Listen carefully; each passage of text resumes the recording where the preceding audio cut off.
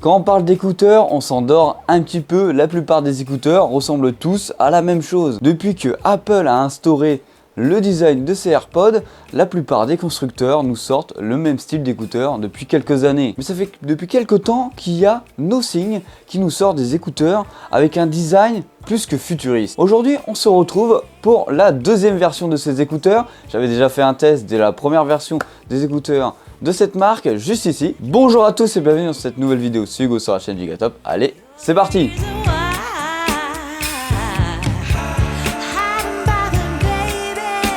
Bien sûr, avant d'aller plus loin, on n'hésite pas à s'abonner, à liker et surtout, petit message pour tous. Merci à vous, on a atteint les 5000 abonnés sur cette chaîne. En plus de ça, tu pourras retrouver en description ces écouteurs si tu veux aller les checker par toi-même. Alors, ça fait depuis quelques jours que je teste ces écouteurs, car je vous rappelle que ces écouteurs sont sortis il y a quelques jours aussi. C'est des écouteurs à 149 €. Est-ce que ça vaut le coup des écouteurs à ce prix-là? Est-ce que le design joue énormément sur ces écouteurs ou il y a vraiment quelque chose à l'intérieur? Et c'est ce qu'on va aller voir tout de suite. Alors, on va retrouver la boîte comme ceci. Voilà, c'est une boîte assez design, assez représentative de la marque. Quand tu veux l'ouvrir, ce sera simplement un bout de carton que tu vas voir ouvrir tout autour de ces écouteurs. Alors à l'intérieur, tu vas pouvoir retrouver quoi? Ici, un QR code. Ce QR code là, ça va te permettre de télécharger l'application. À l'intérieur, on a l'ensemble des notices, voilà, des choses que personne lit, mais qui sont obligatoires. Ici, on va retrouver les écouteurs. Une boîte toujours assez transparente, avec un petit aimant ici pour fermer la boîte, tout simplement. Ici, on a une petite LED. Je sais pas si ça se voit à la caméra. Hop, ici, on a une petite LED, tout simplement. Les écouteurs toujours bien positionnés avec écrit Aircase ici. En dessous dans la boîte, on va retrouver ici deux compartiments bien distincts où tu vas pouvoir retrouver les autres options d'entrain auriculaire et bien sûr le câble de recharge qui est en type C. Tout simplement. Alors les caractéristiques de ces écouteurs, c'est quoi? Bien sûr un prix de 149 €. On est sur des oreillettes dites semi-intra-auriculaires. On a une réduction de bruit active, on a l'écoute de l'environnement, on a bien sûr l'option de kit main libre, on a une connectique USB type C, on a les codecs Bluetooth qui sont supportés comme l'ACC, le LHDC, le SBC. On a la possibilité d'avoir du Bluetooth en multipoint, on a la recharge sans fil bien sûr, on a l'étanchéité dite IP54. Alors c'est quoi l'IP54? C'est résistance aux éclaboussures, donc simplement un petit peu d'eau quoi, et s'il pleut ça va être cool, mais pas dans l'eau, voilà. Et la protection contre la poussière.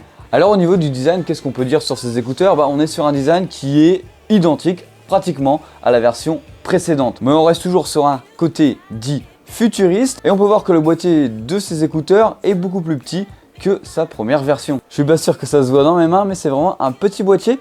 Mais à titre de comparaison, on va prendre par exemple juste ici, j'ai des Sony XM4. On n'est pas du tout sur le même format de boîtier. On a un format beaucoup plus condensé ici on a un format beaucoup plus large sur le boîtier des Nothing. Et surtout ce qui est bien, c'est que le boîtier est à l'image des écouteurs dites futuristes, en tout cas le futur que Nothing prévoit dans un futur proche. Alors au niveau confort, qu'est-ce que ça donne ces écouteurs? C'est des écouteurs qui sont assez légers, c'est-à-dire que quand tu vas les mettre dans tes oreilles, tu vas te dire ils sont où? Est-ce que je les ai vraiment mis? Car tu vas possiblement les oublier. Seul bémol, après ça c'est pour moi bien sûr, ça me fait énormément ça avec les écouteurs semi-intra-auriculaires, à bout d'un moment ça me fait mal aux oreilles, parce que j'ai une mauvaise morphologie des oreilles, mais ça c'est à mon avis que pour ma part. Alors au niveau de l'application, comment ça se passe? Comme tu as pu le voir tout à l'heure, dans la boîte on avait un petit QR code que tu vas venir flasher pour télécharger l'application en APK. Bien sûr, tu pourras la retrouver aussi sur le Play Store ou l'App Store. Alors l'application elle ressemble à ça, c'est Nothing X, tu vas donc cliquer dessus et tu vas pouvoir voir tes écouteurs. Alors pour les configurer, c'est vraiment très simple. Faut vraiment pas être sorti de la dernière pluie pour configurer ces écouteurs. Tu as vraiment un tuto qui te permet de les configurer les plus facilement possible. Alors une fois que tu arrives dans l'application, ça ressemble à ça. Alors, tu vois que tu as ton écouteur gauche et ton écouteur droit. En dessous, tu as le niveau de batterie de chacun des écouteurs. En dessous, tu as l'égaliseur. Quand tu cliques sur l'égaliseur, tu vois que tu as plusieurs options. L'option équilibrée, l'option plus de grave, plus d'aigu, plus de voix. Et en dessous, tu as l'option personnalisée. On a un graphique qui est assez sympa, qui sort de l'ordinaire des graphiques d'égaliseur classiques. Quand tu vas aller dans personnaliser, tu vas pouvoir modifier par toi-même, plus ou moins d'aigu, plus ou moins de grave, plus ou moins de médium. Je trouve qu'on a quand même peu de possibilités dans l'égaliseur, mais on a quand même l'essentiel pour configurer ces écouteurs à notre écoute. Personnellement, je le laisse en plus grave. Quand tu reviens en arrière, tu vas pouvoir aller sur les commandes. Les commandes des écouteurs, c'est quoi? C'est quand tu vas venir tapoter sur les écouteurs. C'est des commandes dites tactiles. Tu peux voir que tu peux les configurer selon l'écouteur, que ce soit à gauche ou à droite, simplement en cliquant sur la photo de ceci. Et tu peux voir que tu as appuyé 2 fois, ça fait une avance rapide ou refuser l'appel. Appuyer 3 fois, c'est un retour rapide. Appuyer longuement, c'est le contrôle du bruit actif. En gros, si tu veux supprimer le bruit ambiant autour de toi ou écouter les gens autour de toi. Après, tu vas appuyer 2 fois et maintenir pour aucune action. Après, ça, c'est à toi de le paramétrer quand tu cliques dessus pour choisir quelle option ça va venir appliquer dessus. Et après, ainsi de suite, selon l'écouteur. Tu as chaque positionnement, tu vas simplement venir cliquer dessus pour venir le configurer. En dessous, tu vas pouvoir retrouver le contrôle de bruit ambiant.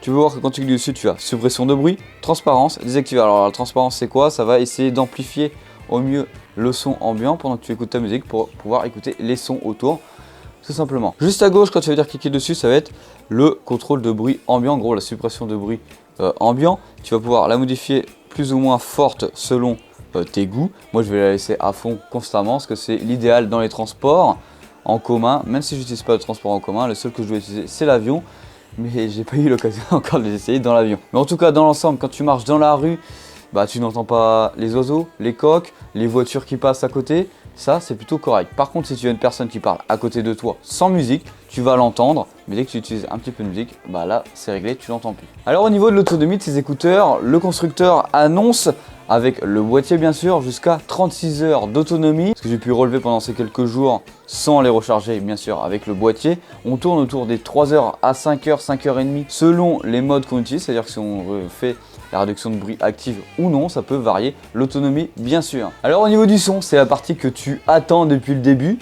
Car on est sur des écouteurs, c'est le principal sujet d'un écouteur ou d'une enceinte, etc. C'est le son, qu'est-ce que ça vaut? Alors je vais te faire une conclusion rapide. Pour 150 €, ça vaut le prix. Voilà, c'est pas simplement des écouteurs avec un design de fou. Bah, ça vaut vraiment le prix pour ces écouteurs-là à ce prix-là. Et bien sûr, si on veut être tatillon sur le sujet, il y a quelques trucs qu'on peut venir chipoter. Il y a un truc qu'on peut remarquer, c'est quand tu actives la réduction de bruit active ou non, bah t'as pas le même son dans tes écouteurs. Là ça peut te paraître bizarre. En gros, le rendu sonore quand on va désactiver la réduction de bruit active est assez déséquilibré. Alors que quand on va venir l'activer, le son devient équilibré, riche et une sonorité assez chaleureuse. Chose que j'ai remarqué, c'est que dans les aigus, il y a un petit problème de subsidence. En gros, très grossièrement, tu vas avoir un petit sifflement constamment dans ta musique. Mais vraiment très minime, mais ça peut se constater lors de longues écoutes. Et moi, c'est vrai que sur les aigus, quand j'écoute assez fort le son, ça me fait mal aux oreilles, je suis obligé de toujours réduire le son, alors qu'il y a d'autres écouteurs qui sont beaucoup plus équilibrés à haut volume. Mais dans son ensemble, le son est vraiment très bon, c'est si on veut être tatillon sur le sujet. Alors, quel est ton avis sur ces écouteurs? Est-ce que tu vas les acheter? Est-ce que tu es hype par des écouteurs comme ça? Est-ce que tu vas changer ta paire d'écouteurs? Dis-le moi en commentaire si ça va être le cas. Allez, c'était Hugo sur la chaîne Gigatop. N'hésitez pas à vous abonner, à liker. Et encore un grand merci pour les 5000 abonnés. Maintenant, on vise les 10 000 abonnés. Allez, c'était Hugo sur la chaîne Gigatop. Bisous!